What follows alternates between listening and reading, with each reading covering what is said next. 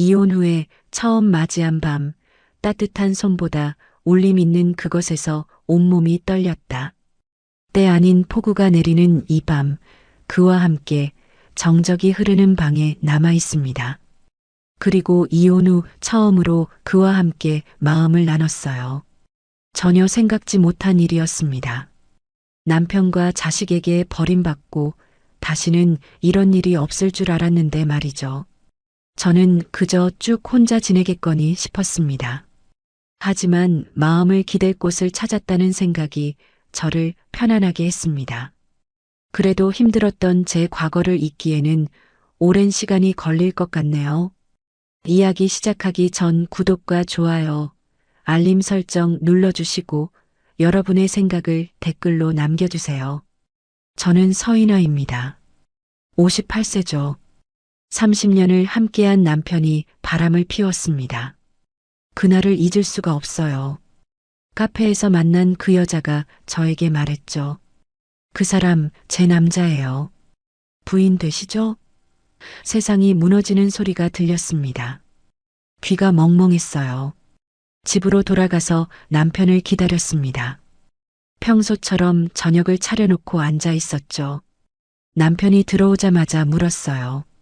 당신 외도했죠? 남편은 태연했습니다. 아니, 너무 태연해서 더 끔찍했어요. 무슨 소리야? 너 요즘 이상해. 정신과 치료라도 받아봐. 그때부터 제 악몽이 시작됐습니다. 남편은 오히려 저를 고소했어요. 정신적으로 불안정하다면서요. 증거도 없이 의심만 한다고 했죠. 주변 사람들도 남편 편을 들었습니다. 이나 씨가 갱년기 때문에 예민해진 것 같다고 말하더군요. 법정에 섰을 때 절망했습니다. 남편 측 변호사는 제가 감정적으로 불안정하다는 증거들을 쏟아냈어요. 제가 화를 내며 남편과 다퉜던 녹음까지 제출했죠. 물론 그 녹음에는 남편이 저를 어떻게 몰아붙였는지는 나오지 않았습니다. 결국 딸의 양육권까지 빼앗겼어요. 20살 딸이 아버지 쪽으로 갔습니다. 판사는 안정적인 환경에서 자라는 게 좋겠다고 했죠. 그 말이 칼처럼 가슴을 찔렀어요. 딸은 그 후로 제 전화를 받지 않았습니다. 문자를 보내도 답이 없었어요. 마지막으로 통화했을 때 딸이 말했어요. 엄마, 그냥 혼자 좀 쉬어요. 아빠 말이 맞는 것 같아요. 그날 밤 텅 빈 집에서 혼자 저녁을 해먹었습니다.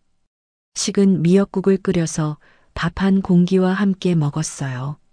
국물이 짜다고 생각했는데 제 눈물이 떨어진 거였죠. 모든 게 부서졌습니다. 30년 결혼 생활도 딸과의 관계도 제 자존감도 모두요. 거울을 보니 늙은 여자가 서 있었어요.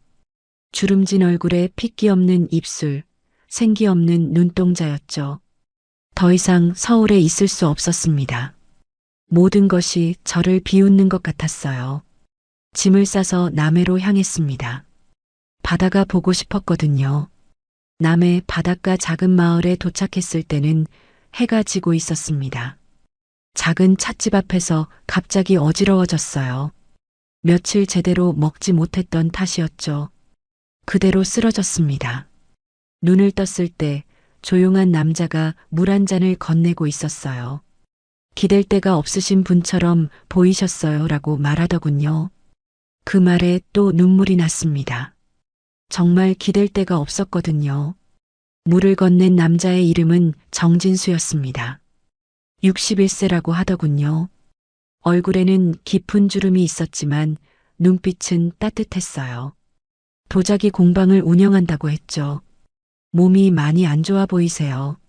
며칠 쉬어 가시는 게 어떨까요? 정진수가 조심스럽게 말했습니다. 저는 고개를 저었어요. 괜찮습니다. 숙소를 찾아보겠어요. 하지만 다리에 힘이 들어가지 않았습니다. 일어서려고 하니 또 어지러웠어요. 정진수가 제 팔을 잡아주며 말했죠. 공방 옆에 작은 방이 하나 있어요. 거기서 며칠 쉬세요. 처음엔 거절하려 했습니다. 모르는 남자 집에서 머물 수는 없다고 생각했거든요. 하지만 갈 곳이 없었어요. 여간비도 아까웠죠. 결국 고마움을 표하며 따라갔습니다. 공방은 생각보다 아담했어요. 흙냄새와 나무 냄새가 섞여 있었죠. 벽에는 크고 작은 도자기들이 놓여 있었습니다. 정진수가 보여준 방은 정말 작았어요. 침대 하나, 작은 책상 하나가 전부였죠. 불편하시겠지만 며칠만 참아주세요. 정진수의 목소리는 여전히 조용했습니다. 저는 고개를 숙이며 대답했어요. 정말 감사합니다. 그날 밤은 깊게 잠들었어요. 서울에 있을 때보다 훨씬 편안했죠. 새소리에 눈을 떴을 때 이미 해가 중천에 떠 있었습니다. 몇 시간을 잔 건지 알 수 없었어요. 침대 옆 작은 테이블 위에 머그컵 하나가 놓여 있었습니다. 유자차였어요. 컵 밑에는 작은 메모가 있었죠. 몸에 열이 많아 보이셔서요. 이건 시원하게도 마실 수 있어요. 그 순간 가슴이 철렁 내려앉았습니다. 언제 마지막으로 이런 배려를 받아봤는지 기억이 나지 않았거든요. 남편은 30년 동안 한 번도 제가 아플 때 차 한 잔 끓여준 적이 없었어요. 딸도 마찬가지였죠. 유자차를 한 모금 마시니 달콤했습니다. 따뜻하면서도 시원한 느낌이었어요. 눈물이 또 났죠. 이번엔 슬픔이 아니라 고마움 때문이었습니다. 공방으로 나가니 정진수가 물레 앞에 앉아 있었어요. 흙을 빚고 있더군요. 손놀림이 능숙했습니다. 저를 보더니 미소를 지었어요. 주무시는 동안 방해하면 안 될 것 같아서 조용히 하려고 했는데 괜찮으셨나요? 네, 오랜만에 푹 잤어요. 제 대답에 정진수가 고개를 끄덕였습니다. 그러면 다행이에요. 아침은 드셨나요? 사실 배가 고팠어요. 하지만 더 이상 폐를 끼치고 싶지 않았죠. 괜찮습니다. 밖에서 먹을게요. 정진수가 손을 멈췄습니다. 같이 먹어요. 혼자 먹기엔 너무 많이 만들었거든요. 부엌에서 나는 된장찌개 냄새가 코끝을 자극했어요. 언제부터인가 제가 해먹는 음식엔 정성이 없었는데 이 냄새는 달랐습니다. 누군가를 생각하며 끓인 냄새였죠. 며칠이 지나자 정진수가 제안했습니다. 시간이 있으시면 도자기 한번 만들어 보세요. 마음이 편해질 거예요. 저는 망설였어요. 손재주가 없다고 생각했거든요. 하지만 정진수의 따뜻한 눈빛을 보니 거절할 수 없었죠. 정말 괜찮을까요? 망가뜨리면 어떡하죠? 괜찮아요. 흙은 다시 만들 수 있으니까요. 정진수가 웃으며 말했습니다. 물레 앞에 앉으니 떨렸어요. 정진수가 제 뒤에서 조용히 설명해 주었죠. 먼저 흙을 만져보세요. 느낌이 어떤가요? 차갑고 축축한 흙이 손에 닿았습니다. 이상하게 마음이 진정되더군요. 오랫동안 잊고 있던 감촉이었어요. 어릴 때 비 온 뒤 흙장난을 하던 기억이 났죠. 이제 천천히 올려보세요. 정진수의 목소리가 귓가에 들렸습니다. 발로 물레를 돌리기 시작했어요. 흙이 빙빙 돌면서 모양을 만들어갔죠. 처음엔 잘 되는 것 같았어요. 작은 그릇 모양이 나오고 있었거든요. 정진수도 잘하고 계세요라고 격려해 주었죠. 그때 기분이 좋았습니다. 오랜만에 뭔가를 해내고 있다는 느낌이었어요. 하지만 찻잔을 만들려고 위를 좁혀가는 순간 문제가 생겼습니다. 손이 갑자기 떨렸어요. 법정에 섰을 때의 기억이 스쳐 지나갔거든요. 판사가 양육권은 아버지에게라고 말하던 순간이요. 손이 흔들리자 찻잔이 비틀어졌습니다. 벽이 무너져 내리더니 그대로 주저앉았어요. 물레가 계속 돌면서 흙덩어리만 남았죠. 아, 죄송해요. 저는 당황해서 손을 뺐습니다. 그런데 그 순간 눈물이 터져 나왔어요. 저 같네요. 보기엔 멀쩡했는데 결국 깨져버렸네요. 정진수는 아무 말 없이 물레를 멈췄습니다. 그리고 조용히 무너진 흙 조각들을 주워 담기 시작했어요. 하나하나 정성스럽게 모으더군요. 왜 주워요? 어차피 망가진 거리요. 제가 말했습니다. 목소리가 떨렸어요. 정진수가 고개를 들어 저를 바라봤습니다.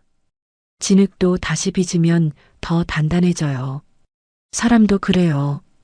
그 말에 뭔가 꽉 막혔던 가슴이 뻥 뚫리는 느낌이었습니다. 처음으로 마음을 내려놓을 수 있었어요. 지금까지 저는 제가 완전히 망가졌다고 생각했거든요. 다시는 일어날 수 없을 거라고 여겼죠. 정진수가 계속 말했습니다. 저도 이혼했어요. 그때 모든 게 끝났다고 생각했죠. 하지만 흙을 만지면서 깨달았어요. 부서진 게 끝이 아니라 새로운 시작일 수도 있다는 걸요. 정말 그럴까요? 제가 물었습니다. 그럼요. 이 흙도 처음엔 그냥 진흙이었어요. 무너지고 부서지기를 반복하면서 지금의 모습이 된 거죠. 정진수가 흙덩어리를 보여주며 말했어요. 저는 그때 처음으로 희망이라는 걸 느꼈습니다. 아주 작은 희망이었지만 분명히 있었어요. 제가 다시 일어설 수 있을지도 모른다는 생각이 들었죠. 일주일째 되던 날 밤 갑자기 폭우가 쏟아졌습니다. 바람도 거세게 불었어요. 창문을 두드리는 빗소리가 무서울 정도였죠. 그때 전기가 나갔습니다. 온 마을이 캄캄해졌어요. 제 방에서 밖을 내다보니 어디에도 불빛이 보이지 않았습니다. 혼자 있기가 무서웠어요. 공방에서 정진수의 목소리가 들렸습니다. 이나 씨, 괜찮으세요? 저는 문을 열고 나갔어요. 네, 괜찮아요. 언제쯤 전기가 들어올까요? 아마 내일 아침까지는 어려울 것 같아요. 태풍 때문에 전선이 끊어진 것 같거든요. 정진수가 손전등을 켜며 말했습니다. 공방 안으로 들어가니 정진수가 이미 촛불 몇 개를 켜두었더군요. 은은한 촛불빛이 공방 안을 따뜻하게 비추고 있었어요. 평소보다 더 아늑한 느낌이었죠. 여기서 같이 있어요. 혼자 계시면 무서우실 텐데요. 정진수가 의자 하나를 더 가져다 놓았습니다. 저는 고마우면서도 어색했어요. 남편과도 이렇게 둘만 있어 본 적이 언제였는지 기억나지 않았거든요. 최근 몇 년간은 말도 제대로 안 나눴으니까요. 촛불을 바라보며 앉아 있는데 정진수가 조용히 노래를 흥얼거리기 시작했습니다. 들어본 듯한 멜로디였어요. 오래된 가요 같았죠. 목소리는 낮고 깊었습니다. 가사는 잘 들리지 않았지만 슬픈 노래 같았어요. 사랑하는 사람을 그리워하는 내용이었을 거예요. 정진수의 얼굴이 촛불에 비쳐 더 깊어 보였습니다. 노래가 끝나자 조용해졌어요. 밖에서는 여전히 비가 내리고 있었죠. 저는 궁금해서 물었습니다. 그 노래 왜 부르신 거예요? 정진수가 잠시 망설이더군요. 그러더니 작은 목소리로 대답했어요. 저도 누군가를 기다려 본 적 있거든요. 기다리셨다고요? 네. 아내가 떠난 후에도 한동안 기다렸어요. 언젠가 돌아올 거라고 생각했죠. 정진수의 목소리가 더 낮아졌습니다. 그 말을 듣고 가슴이 아팠어요. 저도 아직 딸이 다시 연락할 거라고 기대하고 있었거든요. 매일 휴대폰을 확인하면서 혹시나 하고 기다리고 있었죠. 결국 오지 않으셨나 봐요. 제가 조심스럽게 말했습니다. 네. 그런데 이상해요. 어느 순간부터는 오지 않아도 괜찮더라고요. 기다리는 마음 자체가 위로가 되었어요. 정진수가 촛불을 바라보며 말했습니다. 저는 그 말이 무슨 뜻인지 알 것 같았어요. 때로는 그리움이 원망보다 따뜻할 때가 있잖아요. 미워하는 것보다 그리워하는 게 마음이 편할 때가 있었죠. 지금도 기다리고 계세요? 제가 물었습니다. 아니요. 이제는 다른 걸 기다려요. 정진수가 저를 쳐다봤습니다. 촛불빛에 비친 그의 눈동자가 반짝였어요. 무엇을 기다린다는 건지 물어보고 싶었지만 입이 열리지 않았습니다. 왠지 알면 안 될 것 같았거든요. 아직 준비가 안 된 것 같았어요. 노래는 끝났지만 뭔가 울림이 남아 있었습니다. 공방 안에 두 사람 사이에 그리고 제 마음속에도요. 처음 느껴보는 설렘이었어요. 며칠 더 지나자 정진수가 말했습니다. 공방 정리를 좀 도와주실 수 있을까요? 혼자 하기엔 너무 많아서요. 저는 기꺼이 도와드렸어요. 그동안 신세만 지고 있었는데 도움이 될 수 있어서 기뻤거든요. 공방 한쪽 구석에는 오래된 도구들과 상자들이 쌓여 있었습니다.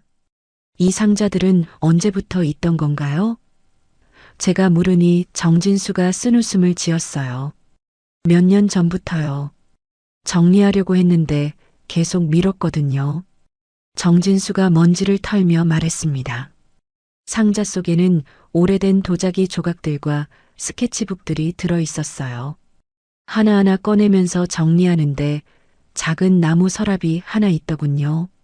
서랍을 열어보니 오래된 봉투 하나가 들어 있었습니다. 진수 씨, 이건 뭐예요?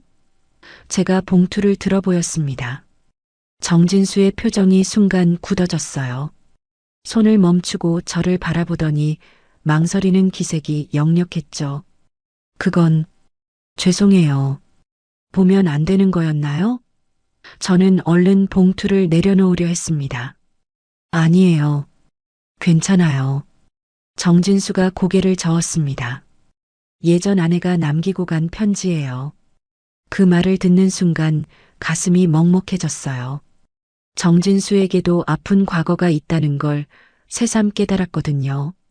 저만 상처받은 게 아니었구나 싶었죠. 읽어봐도 될까요? 정진수가 조심스럽게 물었습니다. 혼자 보기엔 너무 힘들었거든요. 저는 고개를 끄덕였어요. 정진수가 봉투를 열어서 편지를 꺼냈습니다. 종이는 누렇게 변해 있었고 글씨는 여자 손글씨였어요. 편지는 길지 않았어요. 오히려 너무 짧았죠. 정진수가 읽어주었습니다. 당신은 따뜻한 사람이에요. 그걸 잊지 마요. 그게 전부였어요. 단 한 줄뿐이었습니다. 하지만 그 한 줄이 주는 무게감이 엄청났어요. 떠나면서도 상대방을 걱정하는 마음이 느껴졌거든요.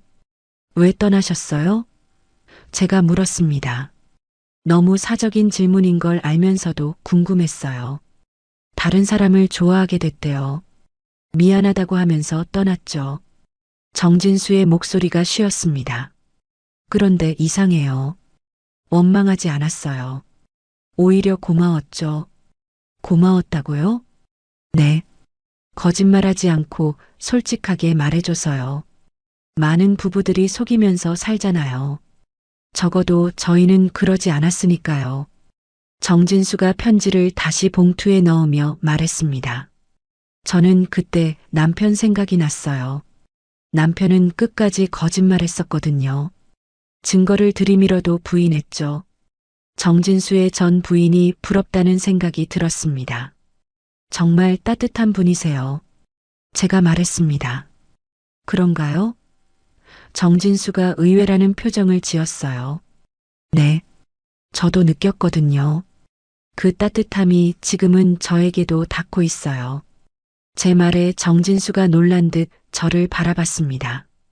그 순간 뭔가 달라진 걸 느꼈어요. 공기가 다르더군요. 두 사람 사이에 흐르는 감정이 조금씩 변하고 있었어요.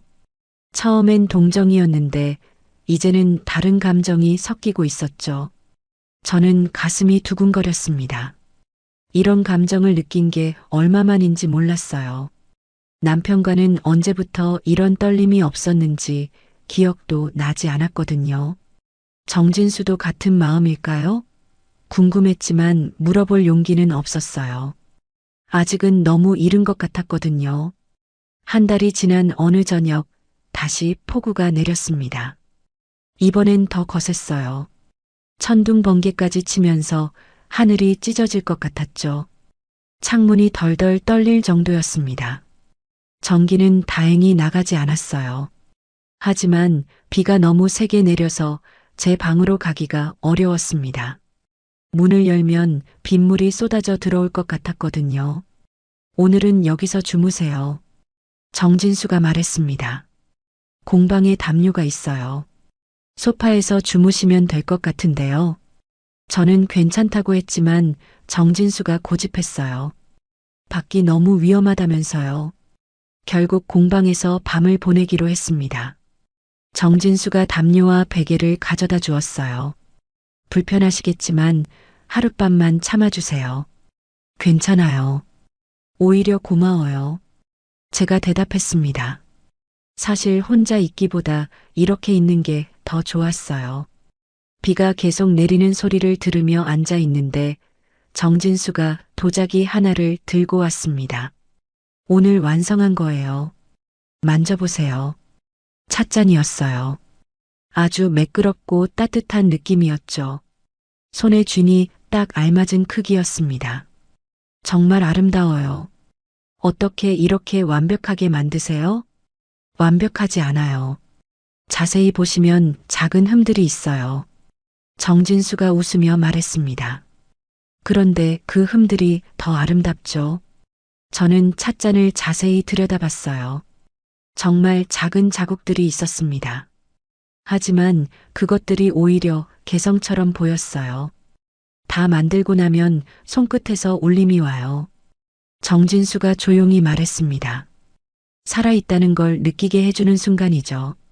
그 말을 들으니 궁금해졌어요. 정진수가 느끼는 그 울림이 뭔지 알고 싶었습니다. 저도 느껴볼 수 있을까요? 정진수가 잠시 망설이더니 고개를 끄덕였어요. 손을 내밀어 보세요. 저는 조심스럽게 손을 내밀었습니다. 정진수가 제 손을 잡고 찻잔 위에 올려놓았어요. 그리고 자신의 손을 제 손 위에 포겠죠. 느껴지세요? 정진수가 속삭이듯 말했습니다. 처음엔 아무것도 느껴지지 않았어요.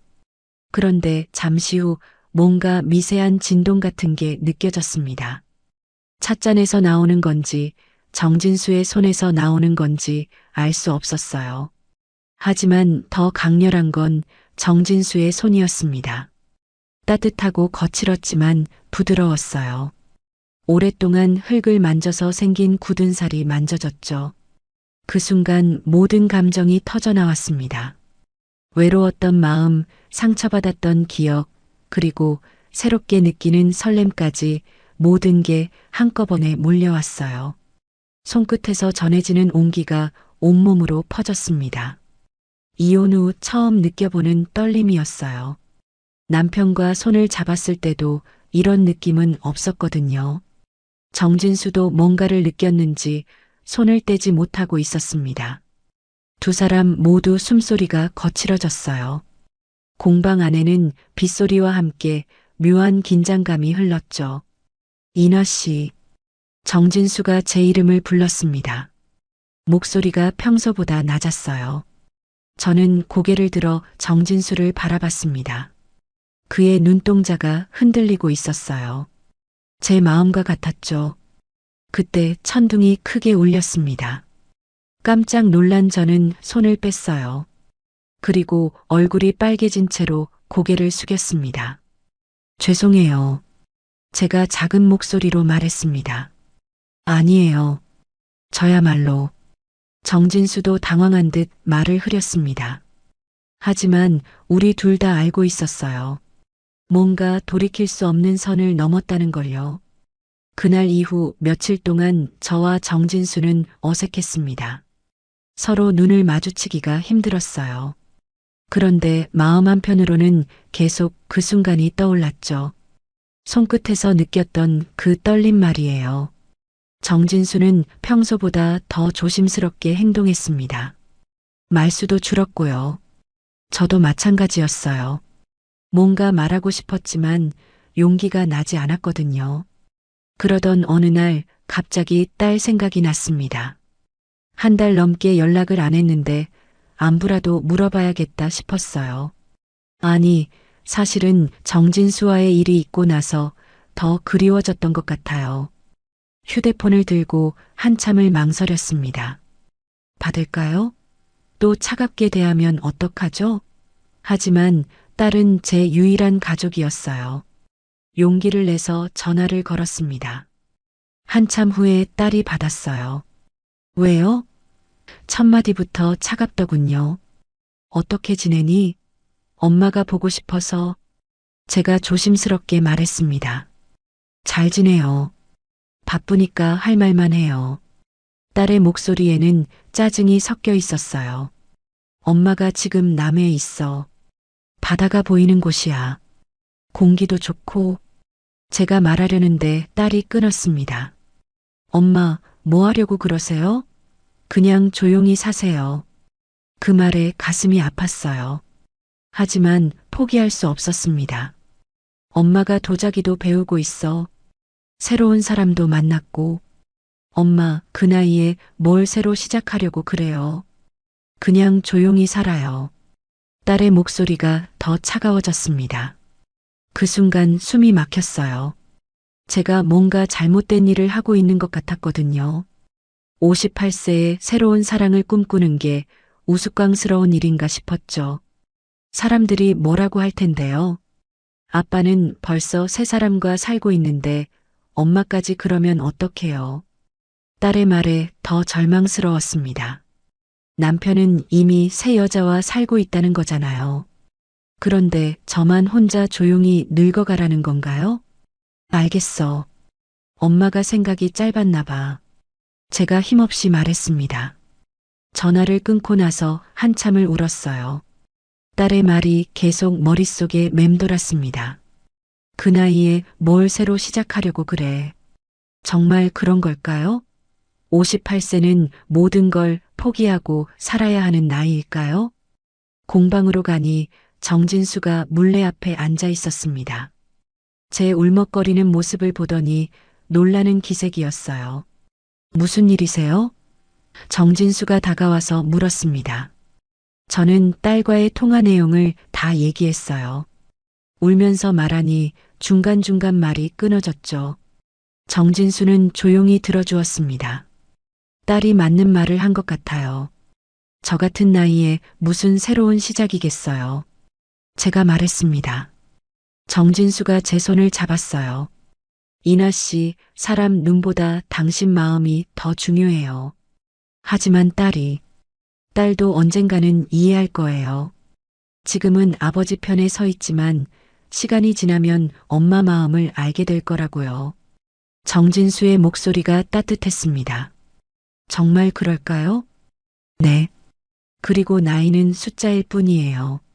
마음이 젊으면 몇 살이든 새로 시작할 수 있어요. 정진수가 제 눈을 바라보며 말했습니다. 그 말을 듣고 뭔가 결심이 섰어요. 저는 고개를 끄덕이며 말했습니다. 이번엔 내 인생을 내가 선택할래요. 딸의 승인이 없어도 세상 사람들이 뭐라고 해도 상관없었어요. 제 마음이 더 중요했으니까요.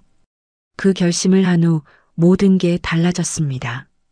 정진수와 저 사이의 어색함도 사라졌어요. 오히려 더 자연스러워졌죠. 서로의 마음을 확인했으니까요. 몇 달이 흘렀습니다. 계절이 바뀌면서 저도 완전히 달라졌어요. 공방 일도 익숙해졌고 도자기 실력도 늘었죠. 무엇보다 얼굴에 생기가 돌았습니다. 어느새 저와 정진수는 함께 공방을 운영하고 있었어요. 정식으로 동업을 한 건 아니었지만 손님들이 오면 함께 맞았고 같이 작업했죠. 마을 사람들도 자연스럽게 받아들여 주었습니다.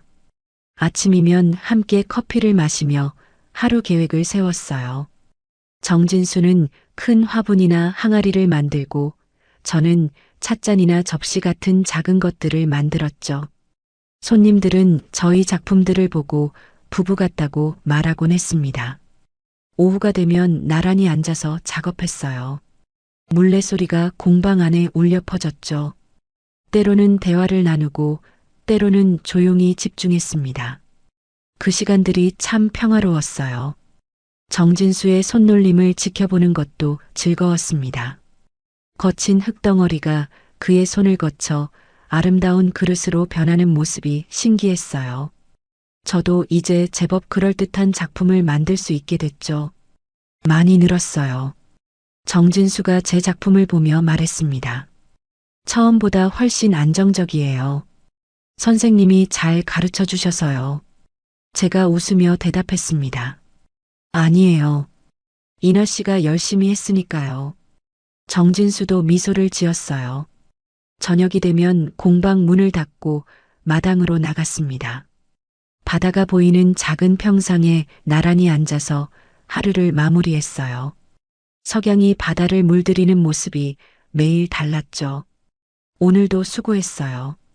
정진수가 말하면 저도 고생했어요 라고 답했습니다. 단순한 인사였지만 마음이 따뜻해졌어요. 어느 날 저녁 유독 노을이 아름다웠습니다. 하늘이 온통 붉은색으로 물들어 있었어요. 바닷가에는 파도 소리만 들렸죠.